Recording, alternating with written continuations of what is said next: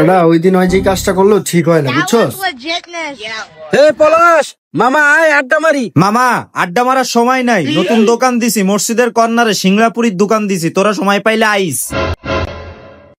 ভাই আমার তো প্রচন্ড খিদা লাগছে, কিছু খাওয়াও।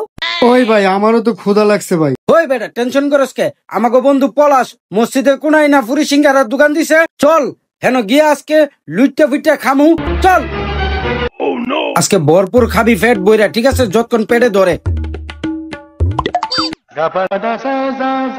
আরে মামা তোরা সব এই দিকে কেন মামা, তুমি সিঙ্গারা ফুরির দোকান দিছো, আম করে বললাইছো না?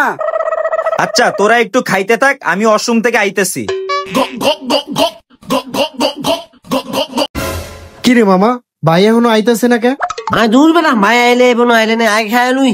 হে বেটা এত টেনশন করস কে? ও আইলে আইব না আইলে নাই, খায়া লইছি, এটা তো আমাকে বন্ধু দোকান, চল জায়গা। ওই ভাই খাইয়া যেতেছেন, আমার বিল কই? কি হইছে ভাই, কিসের বিল? এটা তো আমাকে বন্ধুর দোকান। সে তো কর্মচারী, দোকানের মালিক তো আমি। বিল দেন।